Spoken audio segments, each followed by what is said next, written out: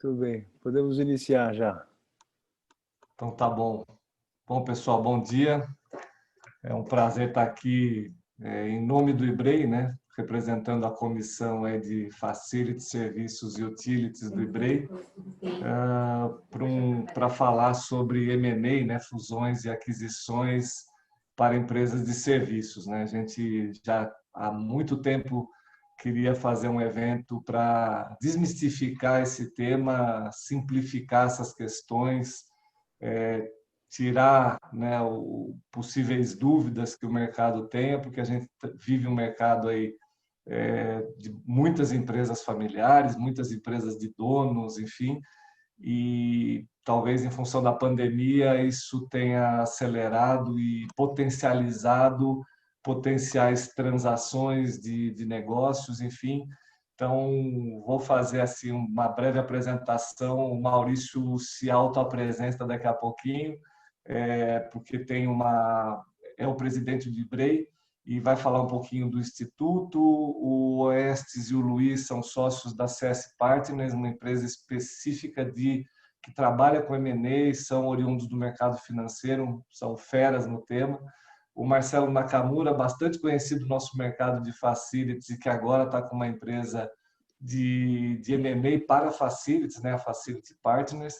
E então a gente combinou aí, né, o IBREI como instituto e como ele vai poder contribuir com o tema, uma empresa bastante especializada em M&A e mercado financeiro, enfim, para falar um pouco dessas questões, e a empresa mais específica de M&A para, né, é o funil, né? O Marcelo fala bem específico do como ele está vendo e enxergando o mercado de M&A para facilitar.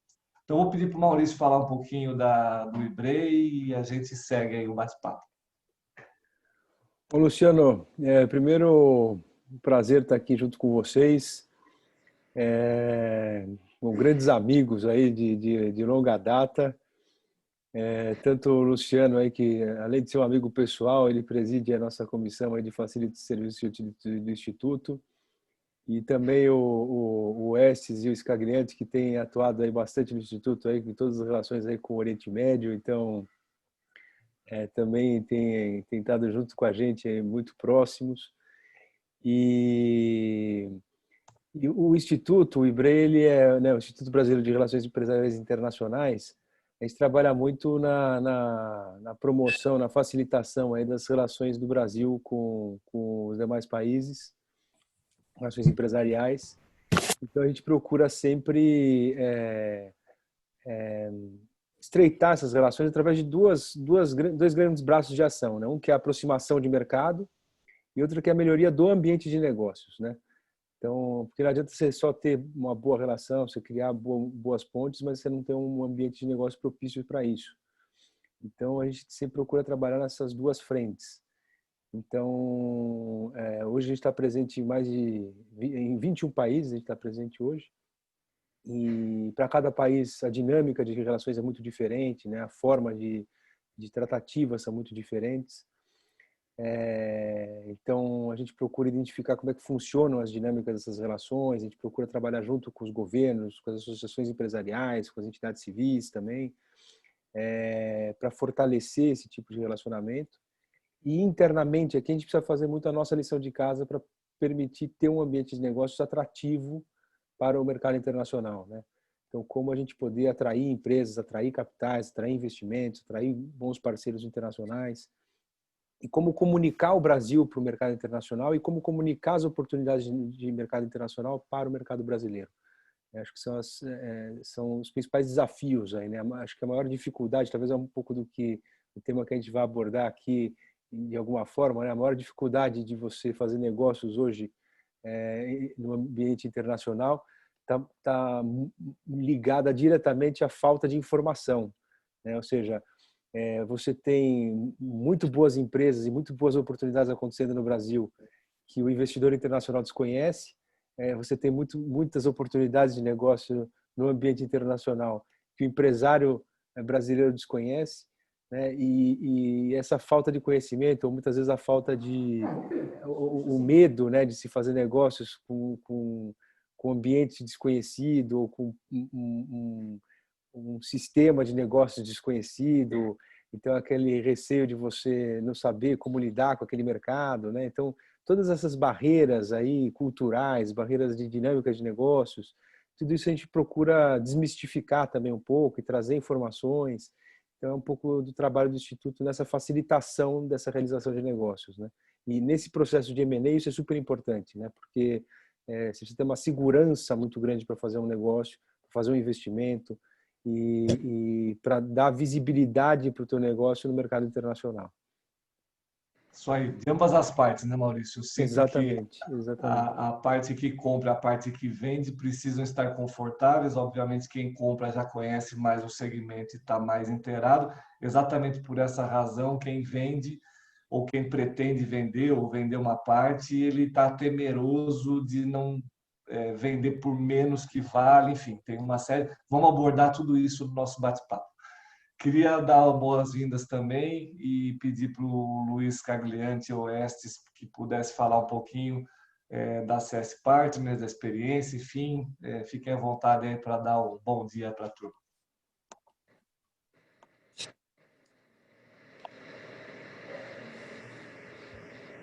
Bom dia a todos. Obrigado aí, antes de tudo, pelo convite do Ibrei, do Luciano, para a CS Partners participar aí desse evento bem bacana, dessa discussão, acho que relevante aí, como o Maurício e o Luciano colocaram já desde o início, né, da disseminação de informações, o quão relevante é isso para a gente ter um entendimento melhor do mercado.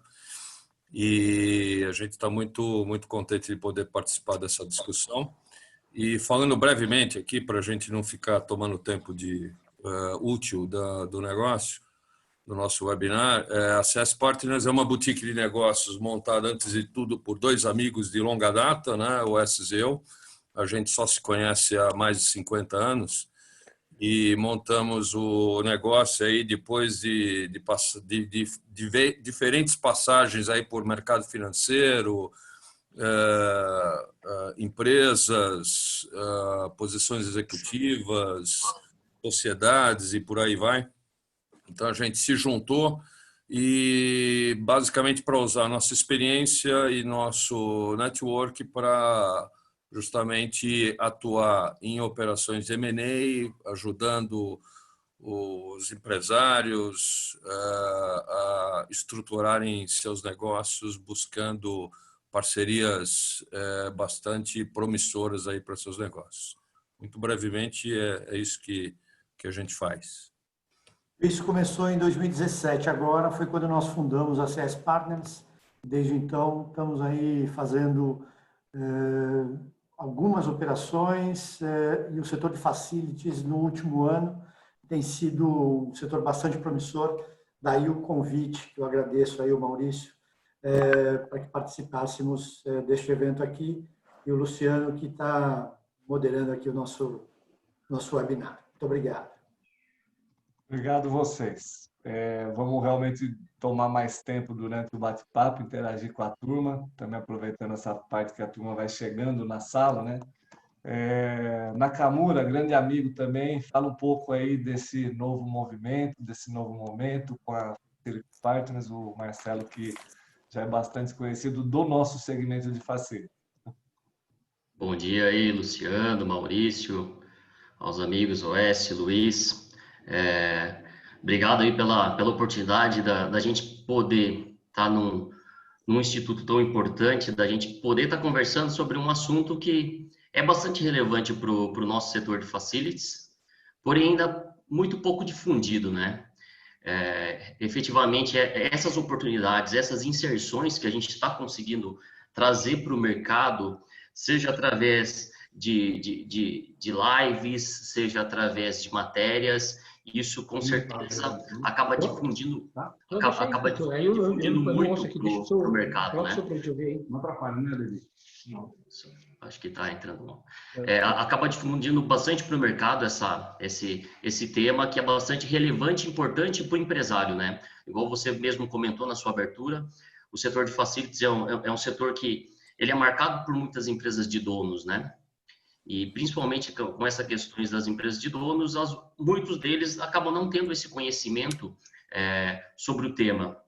E estamos aí para tentar trazer isso para o setor, mostrar um pouco que o setor de M&A, que a oportunidade de fusões e aquisições pode ser uma oportunidade para que ele possa discutir e avaliar. Falando um pouco da Facility Partners, acho que como grande pessoal, principalmente de Facilities, já me conhece, fui tomador, fui prestador, sou empresário agora. De verdade, a gente criou a Facilities com foco de ser uma assessoria diferente, um modelo de atuação totalmente personalizado, com a experiência corporativa e também de negócio, né, dos seus sócios, entendendo de fato o anseio dos empresários, porque de fato você está ali sentindo na pele, ou seja, sentindo no bolso, na pele no bolso, né? E tudo isso acaba dando uma visão prática dos nossos projetos, dos projetos dos nossos clientes. Ou seja, o nosso diferencial é exatamente esse, que é conduzida por quem entende o mercado, por quem passou pela realidade de se operar um negócio no Brasil, que, igual a gente sempre fala e enaltece, o empresário no Brasil é efetivamente um líder, é efetivamente um herói. Obrigado novamente pela oportunidade e vamos debater um pouco aqui sobre o tema, sobre o setor. Não é o slogan não é de mulher para mulher, Marisa, mas é de facilities para facilities, Facility Partners. Exatamente. Boa, Mauri, o Marcelo realmente, como disse, tem experiência de quem já contratou muitos anos de serviço e quem já prestou por alguns anos e foi empresário de uma prestadora de serviços, então realmente tem um know-how que pode ajudar muito a turma. Vamos lá, o nosso tema principal. A turma vem entrando, né, Maurício? O Maurício vem recebendo a turma, é normal, a turma vai chegando. Queria começar com você um mesmo. detalhe só também, quem quiser deixar perguntas também aqui no bate-papo, também pode ir deixando que o Luciano vai direcionar também para os palestrantes, tá? Perfeito, bem lembrado, Maurício. E obviamente, assim, as regras de etiqueta das reuniões online é sempre que possível deixar o microfone no mudo para que não tenha interferência aí, a gente tem um bate-papo mais fluido, tá bom, gente? Senão o Maurício, por livre-arbítrio, ele bloqueia vocês. Mas eu achei importante a gente relembrar essas coisas. Bom, eu queria começar com você mesmo, Maurício, que você citou no início, e perguntar de que forma que o IBREI atua junto com os associados nessas demandas de M&A, ou seja, vocês dão algum suporte, tem alguma coisa que vocês podem fazer em relação a esse tema especificamente? Bom, o Instituto, a gente tem alguns tipos de trabalhos aí que facilitam essas transações, né? O Instituto é uma associação sem fins lucrativos, né? A gente não faz business dentro do Instituto propriamente dito. O Instituto ele tem um lado que é um lado consultivo, que é o IBREI Projetos, né? Que faz toda uma parte de consultoria para aqueles que precisam fazer internacionalização de negócios, né? Seja negócio do Brasil para fora, de fora para dentro. Apesar de não ser o foco principal das atividades do Instituto, né? Inclusive essas consultorias elas são mais focadas para o ambiente institucional do que para as empresas, né?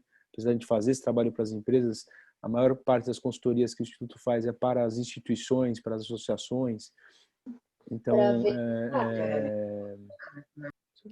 pronto.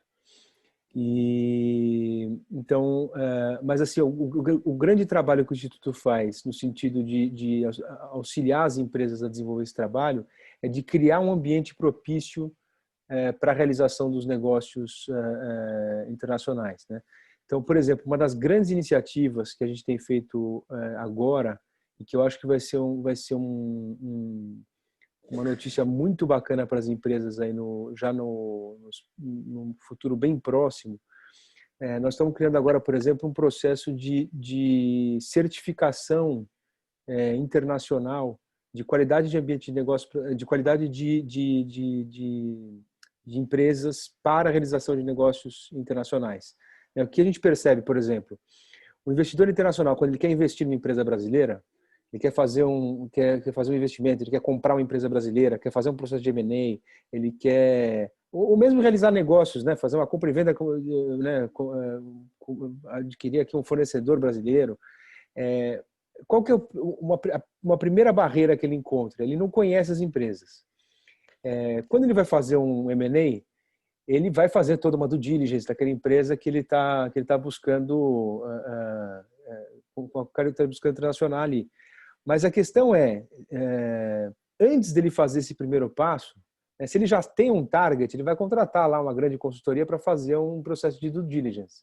Mas antes dele selecionar qual empresa ele vai analisar, o problema maior é esse, ou seja, de todas as empresas que existem, qual que eu vou analisar? Né? Aonde eu vou começar a olhar? Ele não sabe por onde começar. Né? Então é esse, puxa, eu quero comprar uma empresa aí do ramo de serviços brasileira.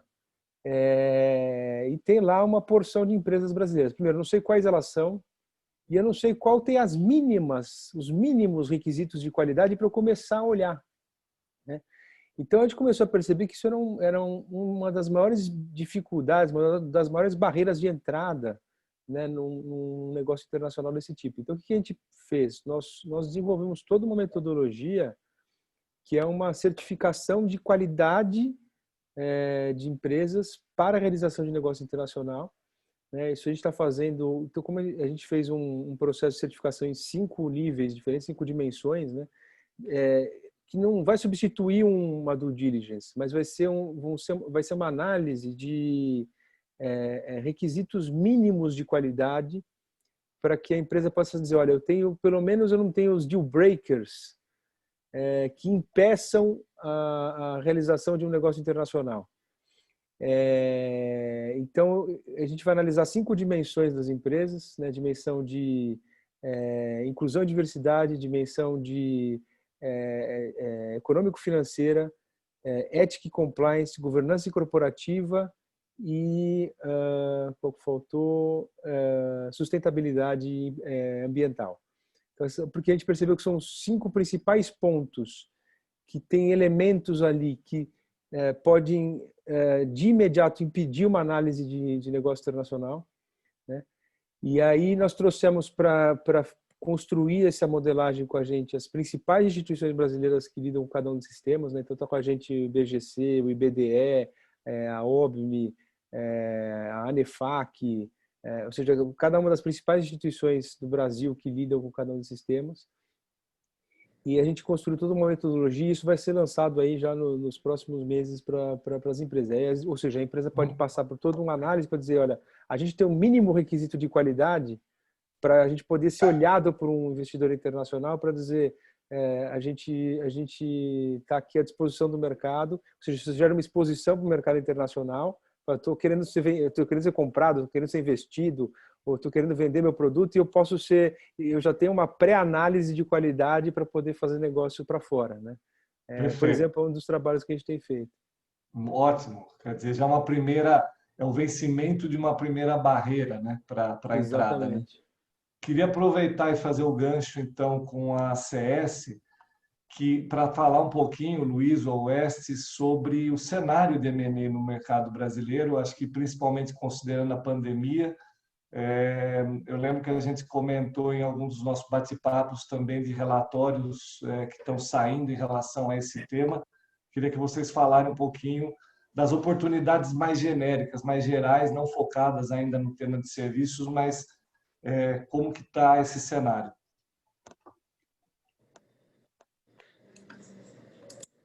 Vou dar um breve resumo aí do que acontece, do que a gente está vendo no mercado de fusões e aquisições no Brasil esse ano, que acho que dá para ter uma boa ideia do panorama de qual foi o efeito da pandemia, né, sobre esse mercado específico. Né? O Brasil esse ano, se a gente olhar o número de transações feitas até agosto, né, acumulado janeiro e agosto desse ano, a gente está numa queda de 16% em termos de número de transações e de 38% em termos de valor. A gente atingiu 792 transações com 108 bilhões de reais. Isso comparado com janeiro a agosto de 2019. Agora, o que é interessante, tem algumas coisas interessantes aí nessa análise que a gente gostaria de chamar a atenção. Primeiro que a gente já percebe uma curva de retomada, especialmente a partir de julho e agosto. Por exemplo, agosto, a gente já teve um número de transações que representou 15% desse total acumulado do ano e em valor 13%. Então, a gente já vê uma retomada mensal que mostra uma virada de curva, né? Isso é importante. Os setores que lideraram aí os negócios esse ano foram basicamente tecnologia, como a gente não poderia deixar de esperar, né? Tecnologia tem sido uma grande atração no mundo inteiro. A gente tem visto que o que tem acontecido aí no mercado americano, especialmente com as ações negociadas nas bolsas americanas, na Nasdaq, tem sido o grande destaque do mercado, e aqui tem sido também o foco para as transações de fusões e aquisições, né? Em segundo, vem os setores de financeiro e seguro, depois imobiliário e saúde e higiene. Esses foram os setores que mais se destacaram no acumulado desse ano. Quando a gente olha também o tipo de transação, a gente tem que olhar muito que tipo de investidor está entrando. As transações muitas vezes são transações tipicamente estratégicas, onde você tem fusões entre empresas do mesmo setor, tipicamente num movimento de consolidação de setor. E você tem também como um player importante nesse segmento, que são os investidores financeiros que aportam recursos para justamente dar musculatura para as empresas crescerem, né? Nessa análise, os fundos de private equity e fundos de venture capital são muito relevantes para a gente entender a atuação deles nesse mercado, né? E esse ano a gente viu uma queda muito relevante da participação dos fundos de private equity nas transações de M&A.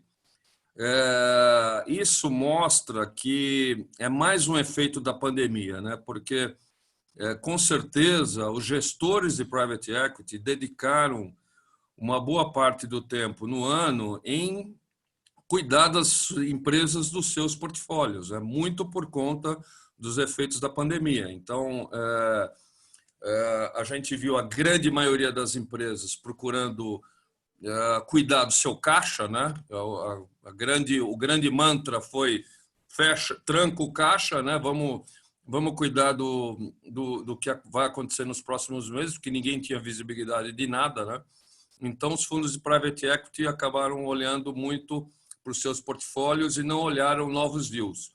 Então, as transações aconteceram muito mais entre players do próprio setor do que envolvendo players financeiros. Queria falar um pouquinho ainda do mercado aqui. A representatividade do Brasil na América Latina no que se refere a M&A. Para você ter ideia, 62% do mercado de M&A da América Latina é no Brasil que se dá. É muito relevante. O segundo player na América Latina é o México, com 184 operações aí, e que representa 14% desse mercado. Mesmo com toda essa queda que nós verificamos aqui no Brasil, a relevância que o Brasil tem nesses números é que o Brasil caiu menos. Caiu menos no número de operações e caiu menos no volume de operações. Isto em reais, evidentemente. Quando levarmos para dólar, em função da apreciação da nossa moeda, nós tivemos aí uma queda maior. Caiu aí cerca de 51% em dollar terms, né? Então, o que se tem para dizer é o seguinte: temos tudo por fazer aí, viu, Maurício, na parte internacional, e essa certificação que o IBREI se propôs a fazer para que as empresas tenham um mínimo de régua. Eu passei nessa régua, a partir daí eu sou um player elegível a ser olhado por uma eventual due diligence ou uma aquisição do seu capital. Então, o mercado, neste ano aqui, até fevereiro, o mercado estava andando bem. De março até junho não aconteceu nada. E nós, na CS Partners, nesses últimos 2 meses, começamos a sentir uma procura maior. Tínhamos em estoque algumas propostas que estavam, antes da pandemia, sendo trabalhadas, retomou-se a conversa e começou a ter novas procuras. Então, o que não tinha sequer conversas mais sobre fusões e aquisições, nós, nos últimos 2 meses, colocamos aí em torno de 4 propostas, o que para este segmento é muito interessante. Excelente, Oés. Obrigado, Luiz. Não, tá ótimo. Eu vejo que estão bem conectados os temas, né? E agora, para finalizar a primeira rodada, mas lembrando, turma, pode fazer perguntas, né, no chat. Quem tiver alguma dúvida, alguma coisa, pode falar. Nós estamos com feras aqui para poder esclarecer. Marcelo, você já foi e temos aqui, né, possivelmente na sala, sei pelo menos de alguns aí que estão na sala, que são empresas de donos, né? E isso é uma oportunidade, de fato, de M&A ou um empecilho? A pandemia, no final das contas, essa crise realmente ela favoreceu, ela prejudicou? Qual que é a sua visão e o que você está sentindo nas relações com empresas de serviço para o mercado de facilities e serviços com esse viés? Bom, Luciano, de verdade tem muitas visões, né? Tem muitas visões, de verdade tem empresários que são donos, e existe naturalmente isso, naturalmente existe que um sentimento por trás de tudo isso. Ou ele criou do zero, ou ele herdou de pai, de avô, ou seja, tem um sentimento natural. Isso não tem como tirar do empresário que é dono, né? Só que tem, por outro lado, que existe algumas coisas que precisam ser complementares, que em muitas delas existe a falta de alguns itens, como a estrutura de governança, uma referência externa. Acho que é muito importante você acompanhar a referência externa, o que está sendo feito de bom no mercado afora, com os concorrentes, e a questão de compliance, por exemplo, você misturar as coisas da empresa com as coisas familiares. Um outro ponto também que a gente tem ressaltado muito com as empresas de facilities, e que também entra um pouco complementar, né, com a estrutura de governança, é a formação de um conselho de administração, né? O conselho, ele apoia na tomada de decisão, ou seja, não fica meramente na decisão única e exclusiva do dono, ou seja, para compartilhar a tomada de decisão, que isso vai melhorar, com certeza vai melhorar o direcionamento estratégico dos negócios, vai maximizar o resultado, isso não tenha dúvida. O interesse da organização sempre vai olhar como um todo, protegendo o patrimônio, porque sempre o conselho também tem esse viés capitalista financeiro, para maximizar novamente o retorno dos seus investidores. O que eu sempre comento é que as empresas elas precisam estar prontas. Não precisa vender. Não quero vender, não tem problema. Mas ela tem que deixar sempre ela enxuta. Esse é um trabalho que a gente tem que fazer todo dia. Otimizar. Acho que um dos temas agora na pandemia, acho que todo mundo, ou a grande maioria das empresas aproveitou para fazer, é a otimização. Para vender melhor, ou mesmo para fundir, ou então para ter mais lucro, né? Em facilities também, com essa questão também de ter empresa de dono, também tem essa questão do plano de sucessão, né? O empresário que é dono, ele tem que gostar. Facilities, eu fui dono de empresa de facilities, não é fácil, você tem que efetivamente gostar. Em facilities, se você não gosta, você abre a empresa e outro dia você fala, putz, cansei, porque não é fácil ser dono de empresa de facilities. Tem alguns outros empresários aqui, donos de empresas de facilities, e eles sabem que não é fácil ser dono de empresa de facilities. Ou seja, isso muitas das vezes você não consegue construir um sucessor familiar.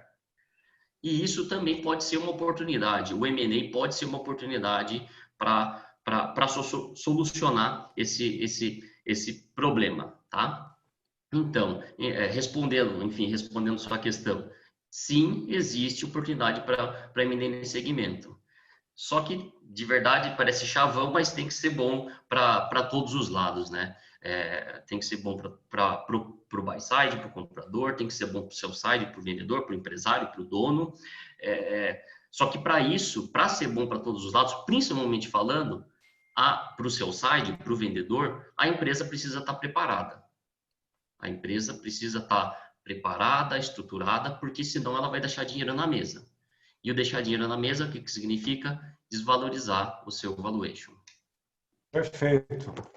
Olha, já começou o Maurício Scheiman, que é o nosso diretor aí jurídico, já fez uma pergunta. Eu vou deixar ela, porque eu não quero perder o gancho, para perguntar para o Maurício algo que eu acho que, para fechar o tema, ou pelo menos a gente tentar ver agora sobre uma perspectiva mais ampla, sobre a perspectiva do IBREI, Maurício. Você percebeu essas mudanças significativas nessas movimentações potenciais durante a pandemia? Quais as perspectivas que o Instituto está vendo? Você conversa com muita gente, muitos países, muitas embaixadas, consulados. Está viajando menos, né, Maurício? Mas está falando bastante com as pessoas. Conta um pouco para a gente tentar amarrar e fechar esse tema pandemia, para depois a gente entrar um pouco nas questões mais específicas aí de futuro. A gente percebeu, assim, claro, a pandemia impactou o mundo inteiro em todos os aspectos, né? No aspecto específico de investimentos, é o que a gente sempre fala, assim, o dinheiro não sumiu, né? Ele mudou de mãos. E os investimentos, eles estão represados. Mas está todo mundo de olho nas oportunidades. O que aconteceu no aspecto de dinâmicas, eu acho que o Scagliante deu uma visão boa aí de dinâmicas de negócio, mas o que a gente tem percebido assim no ambiente internacional é o seguinte: hoje você tem um olhar, por exemplo, para países como o Brasil, um crescimento de olhar de investimento por conta da questão cambial, né? Então você tem pelas diferenças cambiais uma atração no sentido de investimento, mas ao mesmo tempo os riscos acabam segurando muito qualquer iniciativa efetiva de ação, né? Então assim os riscos políticos e também o risco econômico, no nosso caso o risco político de forma mais intensa, né? Por conta de toda a mídia internacional que acaba veiculando eu vou dizer, no fundo, a imagem do Brasil no ambiente internacional é muito pior do que a efetiva. E a imagem que a gente tem mesmo do Brasil aqui pela mídia é muito pior do que a que realmente é, né? A gente que acompanha bem, assim, de bastidores, de tudo, a nossa situação não é nada tão grave quanto a que se veicula, mas, mesmo assim, no ambiente internacional é muito pior ainda. Então, o empresário internacional tem muito medo de investir no Brasil, né? Mesmo assim, a gente tem visto assim, muita gente olhando com seriedade para investimentos no Brasil. E os investimentos estão segurados nesse momento porque realmente a gente está no meio do furacão. Mas assim, a partir do momento que começar a regularizar, a gente vai ter grandes oportunidades de coisas para acontecer. O que a gente vê de tendências é que de início, é muito provável que todos os negócios sejam realizados mais a níveis regionais, né, intrablocos, né? Então, você tem uma mudança de mentalidade de negócios, de forma que as mentalidades de realização de negócios começaram a se fechar um pouco. Então, por exemplo, o bloco União Europeia se fechando entre si, o bloco Mercosul se fechando entre si, o bloco Ásia se fechando entre si. Então, os negócios muito multinacionais, isso deve ficar um pouquinho para um segundo passo nessa reabertura de mercado. Então, quem está olhando a realização de negócio de forma mais imediata, a nossa sugestão é olhar um pouco mais no aspecto intrablocos e negócios interregionais, né? Que isso é muito provável que vai ser o primeiro passo nesse momento de reabertura e o mais rápido de resposta, né? A gente vê, por exemplo, esses passos atrás que estão sendo dados nos acordos aí entre Brasil, Mercosul e União Europeia, né? Então, assim, está tudo se segurando, essas relações mais multinacionais, né? Então, é um pouquinho assim do cenário que a gente tem visto. Mas, de qualquer forma, assim, é o que eu falei, o dinheiro ele só mudou de mãos e ele está represado. A partir do momento que o furacão passar, os negócios vão voltar. E aí é aquela história do tobogã com água represada, né? Na hora que se abre, aquilo vem de uma forma intensa. E aí tem um detalhe que eu queria colocar, que é o seguinte: nós estamos diante de uma mudança que eu acho que as pessoas estão começando a ver agora, que eu acho que é super relevante, que é o seguinte: a pandemia impulsionou uma mudança muito grande, mas muito grande mesmo, que foi a digitalização de acesso ao mercado internacional. O que acontece? Antes, todos esses contatos, essas relações internacionais eram feitas pessoalmente, né, o mano a mano, assim. Ou seja, para você conseguir se relacionar com a empresa internacional, para você conseguir apresentar a tua empresa, para você conseguir entrar em contato com o investidor internacional, você precisa sair daqui, entrar no avião, pegar 12 horas de voo, gastar $8.000 de passagem, de estadia, não sei o quê, para ir até a Europa, para ir até a China, para falar sobre o teu negócio.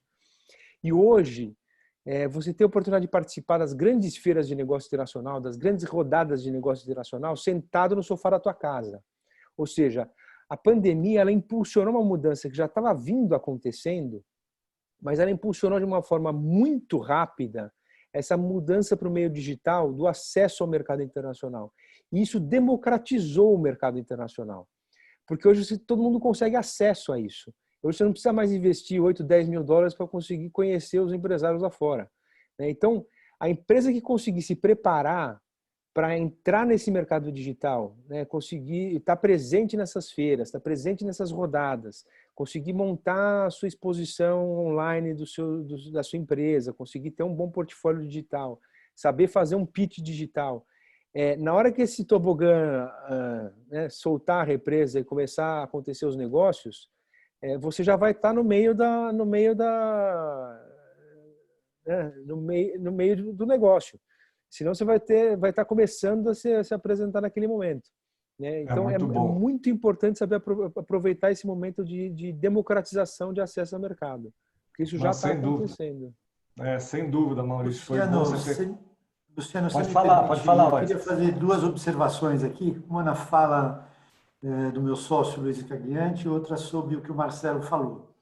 E evidentemente que eu concordo 100% com o que o Maurício falou aqui sobre a democratização dos acessos aos mercados internacionais.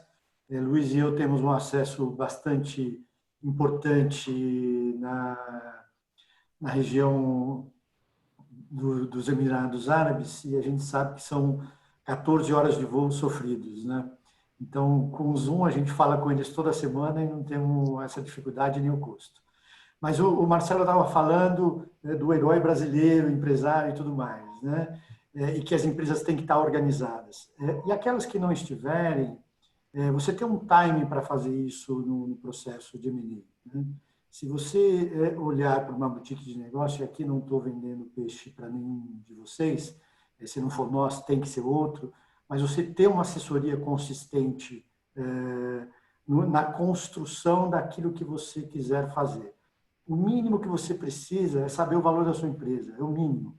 E quando você começa a olhar para o valor da sua empresa, você começa a ver as possibilidades de ajuste, né?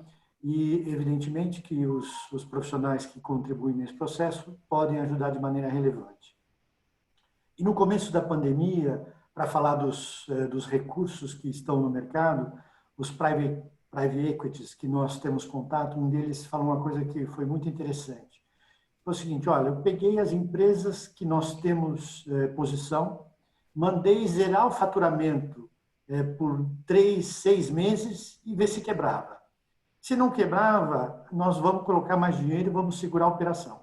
Então, foi assim que as coisas se deram, né? Por isso que as operações também diminuíram, porque, novamente, como o Luiz falou, se foi para dentro das empresas para ver se elas se segurariam sem faturamento, porque no momento do pico da pandemia não teve faturamento. Muitas empresas pararam de faturar.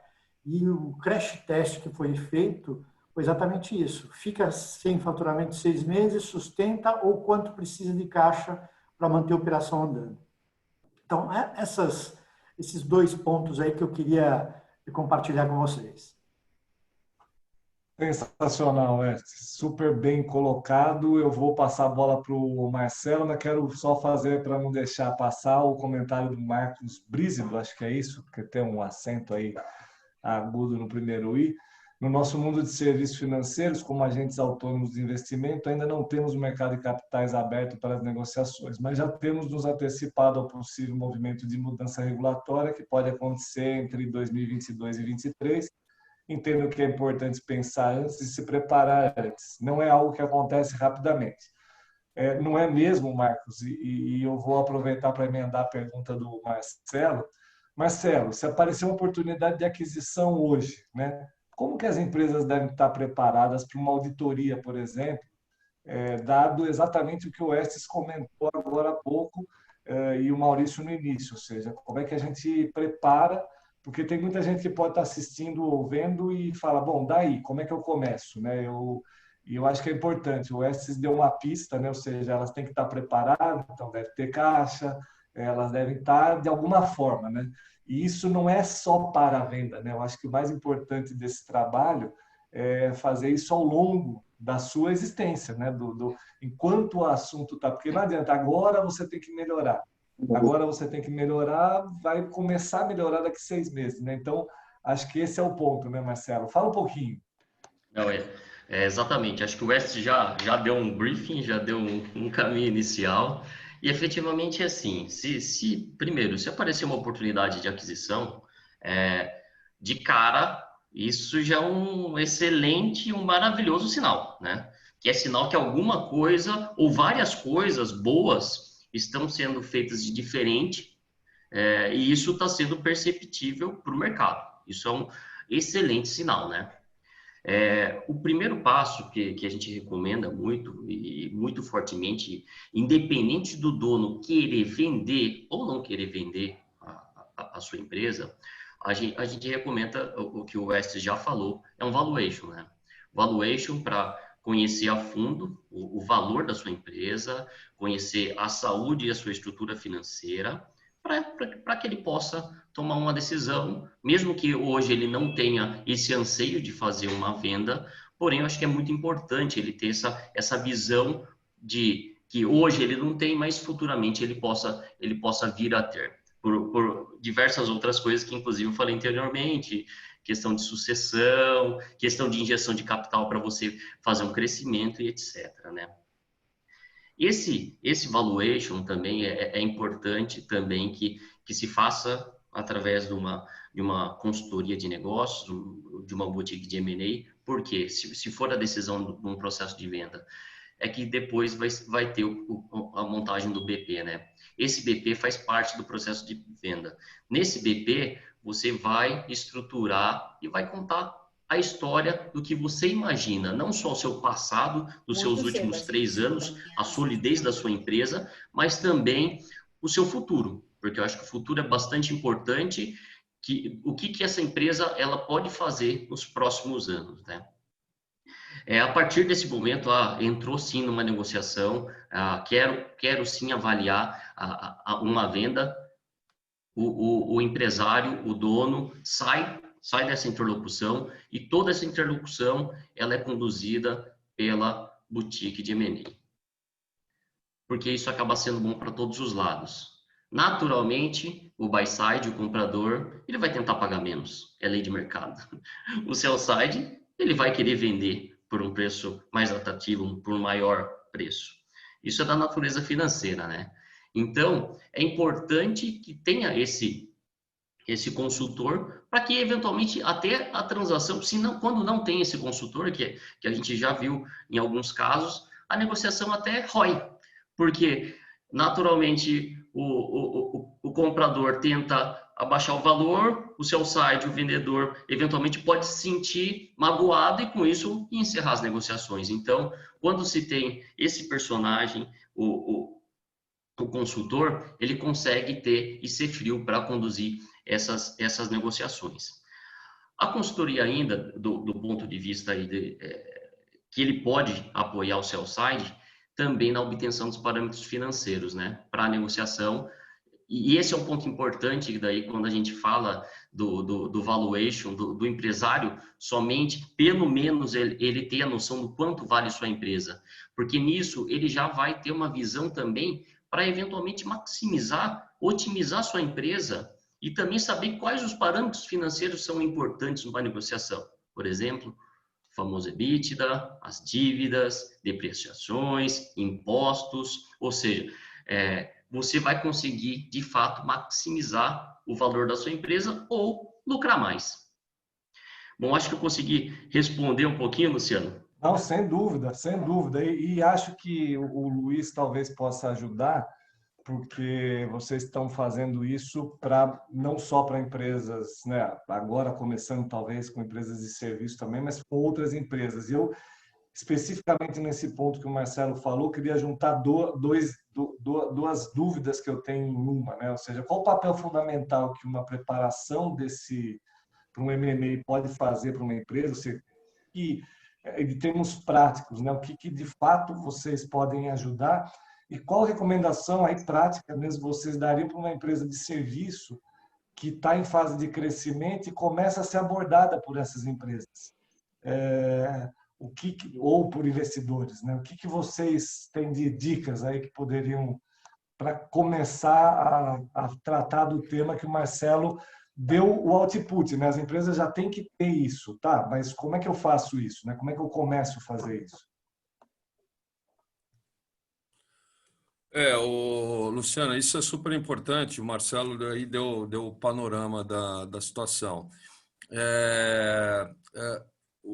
A presença e o papel de um consultor de negócios nesse processo é fundamental por várias razões, né? Primeiro que é interessante ajudar o empresário a mergulhar no seu próprio negócio, né? Quando o Wes falou aí de você preparar a empresa e a gente olhar um pouco para dentro, quer dizer, esse mergulho que você faz aí para depois saber quanto vale a sua empresa, né? Na verdade, os empresários, a grande maioria, tem uma ideia de quanto vale a empresa, mas a gente precisa traduzir de uma maneira muito objetiva e do ponto de vista de análise de parâmetros que o mercado costuma olhar para uma transação, uma provável transação, se isso para de pé ou não. Então, por isso que é importante uma análise e um cálculo muito preciso do quanto vale a empresa. E nesse processo, então, é um mergulho conjunto para as suas atividades, né? Então, essa análise vai ajudar muito a empresa a se entender, porque numa empresa em crescimento, muitas vezes o empresário está focado em crescer seu negócio, crescer vendas principalmente, e vão se abrindo alguns gaps de processos, né? E esses gaps de processos podem virar alguns monstros ao longo do tempo se você não cuidar deles, né? Então, a gente ajuda principalmente a ou restabelecer processos ou implantar processos para que você possa ser muito bem visto no mercado, independente de se você vai ser comprado ou vendido. Não, isso vai ser importante para a saúde da empresa como um todo e vai ajudar no crescimento dela.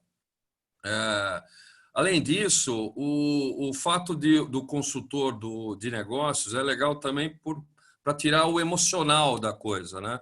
Então, quando você está numa negociação ou iniciando algum papo aí de uma provável namoro para uma fusão, uma joint venture, qualquer negociação que envolva a sua empresa, é super importante a gente tirar o elemento emocional da discussão.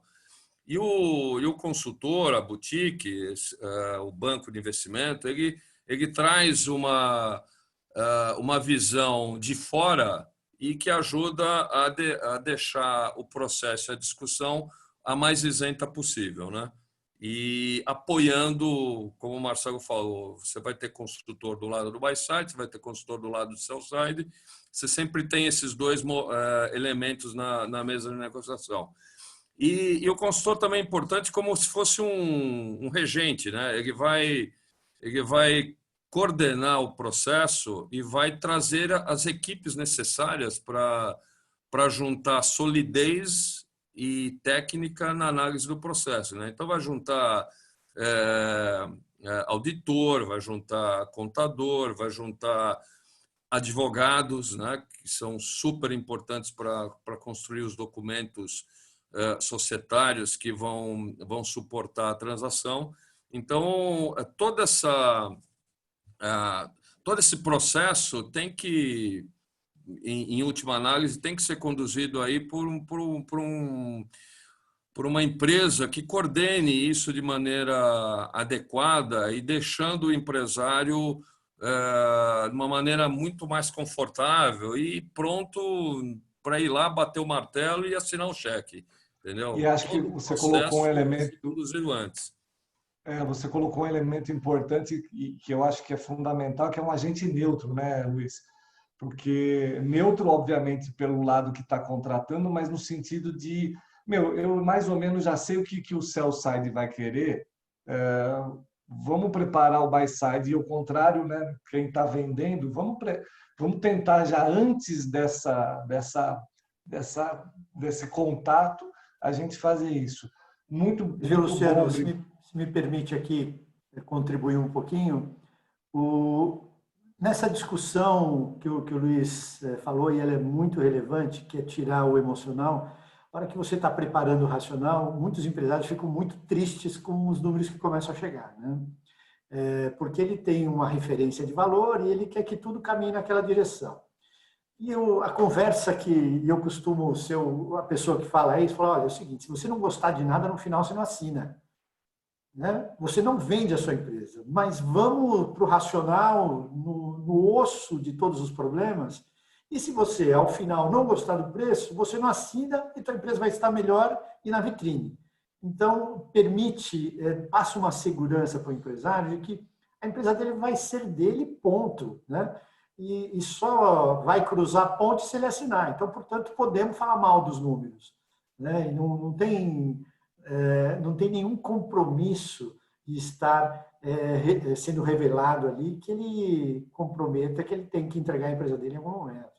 Então, é muito engraçado. Mínimo, quando você tira emocional, fica muito, muito melhor o papo. Eu fiz uma analogia agora, pensei alto, vou falar o que eu pensei, né? Estou querendo começar a correr. Aonde eu vou? Vou no laboratório fazer um check-up. Fiz o check-up, o cara falou, cara, você não vai correr, não. Você vai andar, porque o seu coração não está bom, o joelhinho está ruim. E aí o cara fala, não, imagina, eu estou bem, todo dia eu pratico lá meu beach tênis, eu faço não sei o quê. Então, pois é, mas para o beach tênis está legal. Agora, para correr o que você está querendo, que é a São Silvestre, não vai rolar. Não, mas eu quero. Bom, eu quero ir nessas condições. Vai se machucar, né? Ou seja, no mínimo, você tem um check-up, depois você vai fazer o que é você que vai decidir, né? Se vai correr a São Silvestre ou não vai, né? Mas acho muito bom. Eu fiz essa analogia agora, adoro essas analogias. E ô Maurício, queria ir para a última etapa. Analogia. Cara, chegou, deu quase uma hora já. A gente está com quase 10h30 da manhã. Eu queria partir um pouquinho para o assunto internacional para ver se nesses últimos 10, 15 minutinhos a gente fala isso. Como que o eBrei pode ajudar a vender o Brasil, né, para esses potenciais players que a gente ainda vê, sei lá, vou contar nos dedos de duas mãos as empresas internacionais de serviços que estão no nosso mercado, né? Grandes marcas, mas ainda vemos muitas, eu frequento muitos congressos internacionais de facilities, tem muitas empresas grandes internacionais que não estão no Brasil, né? Como é que o eBrei pode fazer esse match? Então, uma das formas, assim, esse é um grande trabalho que a gente procura fazer, né? E uma das formas que a gente tem trabalhado bastante, que a gente pode procura intensificar sempre por setor. E eu já até convido aqui, que nós estamos aqui num fórum aqui cheio de pessoas do setor de facilities, né? É sempre a gente procurar expor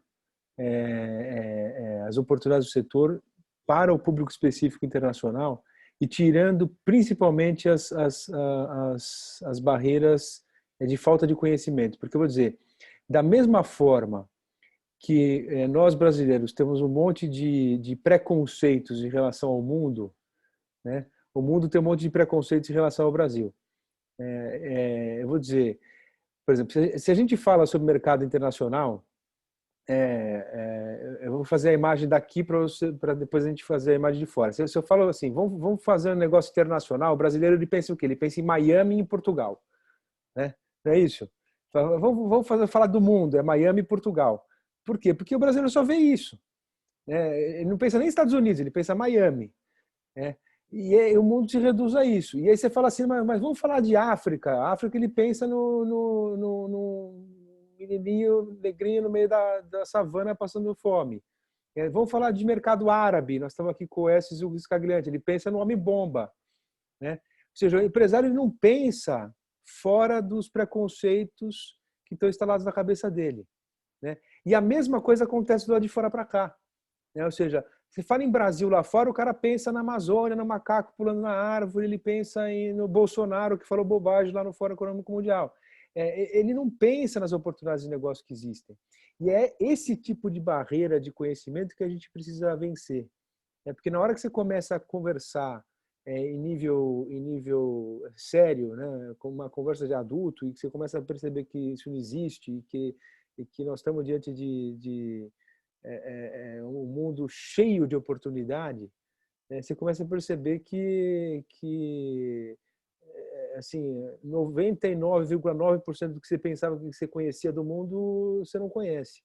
É tudo bobagem. E aí, sabe, começa a brotar essas oportunidades. Então, assim, acho que a principal coisa é a gente conseguir criar esses fóruns de comunicação, trazer as pessoas junto, né? Promover esses encontros. Então, de repente, fazer um fórum como esse aqui, trazer players internacionais para discutir em conjunto, mostrar como funcionam essas oportunidades, porque esse é a principal barreira que existe para a entrada de negócios, para a realização de negócios internacionais. Acabou de dar mais um tema para um próximo evento nosso, né? Vamos colocar as embaixadas, os consulados e a gente tentar desmistificar de ambos os lados, né? Tanto nós para eles e eles levando essa nova informação, acho que pode ajudar muito. Eu queria fechar um pouquinho o papo e pedir para o Marcelo falar de uma coisa que a gente vinha vendo acontecer, né, Marcelo, que é o setor de serviços vinha num crescente movimento de consolidação. Como você está vendo a retomada dessa tendência daqui para frente, né? Já falando agora um pouquinho de futuro. Efetivamente a gente tem acompanhado aí que o setor vem se retomando, né? Os meses aí de abril e maio pararam totalmente as operações, não só as operações de M&A de facilities, mas também de todo o mercado de M&A, né? A gente estava tudo muito incerto, mas agora, passada essa primeira fase de incertezas muito grandes, a gente conseguiu enxergar que os deals que foram previamente negociados ou estavam em estágios avançados, eles acabaram progredindo, mesmo que num espaço de tempo maior, ou seja, mais lento. E aqueles lá que estavam já na etapa de pré-diligence, eles não foram cancelados, apenas adiados.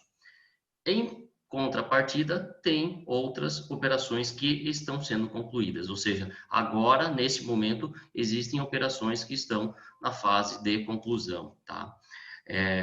O que isso retrata e também diz um pouco do que o Luiz falou, um pouco sobre o mercado de M&A, isso também retrata para o mercado de M&A de facilities. Sim, existe N oportunidades, o setor provavelmente, com uma probabilidade muito grande, vai se manter a meta de crescimento de operações nesse ano e com crescimento maior ainda para o próximo ano.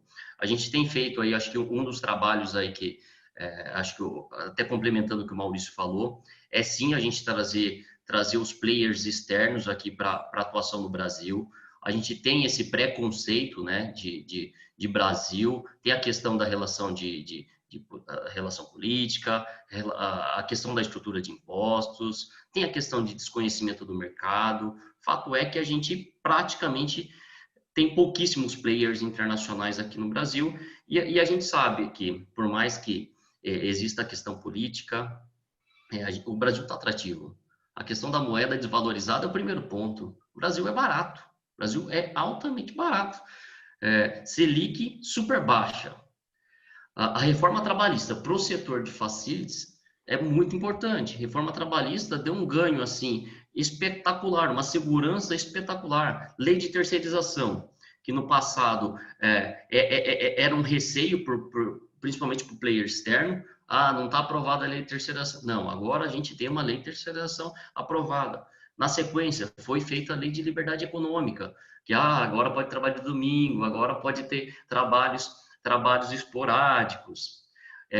Tem a questão que vai sair, querendo ou não querendo, que é a reforma tributária, que vai dar também uma segurança vai enxugar um pouco essa questão de impostos, ou seja, vai desmistificar essa questão, porque para qualquer estrangeiro, para qualquer player externo, para entender a estrutura de impostos aqui do Brasil é complexa. Para a gente entender aqui no Brasil é complexo, você imaginou para o player externo, né? E tem também, agora, falando especificamente no setor de facilities, teve uma lei, a 14.011, agora de 2020, que foi oriunda da MP 915/2019, que regimenta a contratação de facilities pela administração pública. Ou seja, isso também acaba tirando preconceito e abre oportunidades de negócio também no setor público para as empresas de facilities. Ótimo, Marcelo. Bom, vamos finalizando. Eu tinha algumas coisas mais, mas eu queria também ser rigoroso no tempo aqui, porque 1 hora nesse tipo de evento acho que tá razoável. A gente coloca tanto eu, Maurício, Estes, Luiz e Nakamura, os nossos perfis aí à disposição para vocês se conectarem e mandarem mensagens sobre o tema e a gente poder avançar e falar mais sobre isso. Queria agradecer, então, o IBREI por ter deixado a gente usar a plataforma, né, do Instituto e cada vez mais estimular, né? Eu sou realmente um idealista, inicialmente, do setor de serviços. Como presidente da Abrafac, da Associação Brasileira de Facilities, durante 4 anos, eu vim tentando elevar o nível da régua desse assunto no Brasil e agora, através do IBREI, eu também penso que a gente pode alçar novos voos. Estamos no momento de levar essa boa nova de que o mercado já está mais maduro, a gente ainda tem muita coisa para evoluir, mas já temos muitas boas empresas, saudáveis e boas empresas de facilities no Brasil que, ou para ser vendida ou para ser fundida, tanto faz. Eu vejo uma grande oportunidade de negócios e acredito que o IBREI é um grande parceiro nesse sentido. Então, queria agradecer ao Maurício pela oportunidade de estar aqui, né? De também estar dando um tempo dele aqui, a presença dele, que eu sei que está com 1000 atividades. Obrigado do seu tempo. Luiz Oestes, cara, nota 10. Quem tiver, e olha, são 2 feras nesse setor, e vamos tentar seguir, né, elevando o nível da conversa. Acho que nós já temos tema para um próximo evento. E Nakamura, cara, nota 10, cara. Obrigado aí de você ter colocado de forma bem específica esse assunto que ainda acho mistério para esse mundo, né? A não ser as grandes empresas que a gente sabe que estão aí no movimento de consolidação setorial, as demais não têm tanta noção disso tudo que a gente falou, então isso vai ficar gravado no site do IBREI. Espero que as pessoas possam ir lá e assistir, porque foi realmente uma aula, um show de conhecimento em relação ao tema M&A, especificamente para o tema de serviço. Gente, obrigado, valeu e até a próxima. Obrigado, até mais. Obrigado, bom dia a Até mais, todos. obrigado a todos aí. Obrigado, bom dia. Tchau, tchau. Valeu.